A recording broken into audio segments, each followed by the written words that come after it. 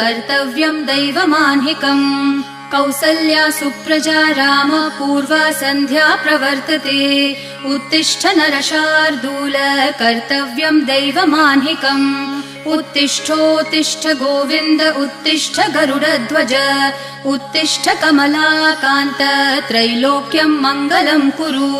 उत्तिष्ठोत्तिष्ठ गोविन्द उत्तिष्ठ गरुडध्वज उत्तिष्ठ कमलाकान्त त्रैलोक्यं मङ्गलं कुरु मातः समस्त जगतां मधुकैटभारेः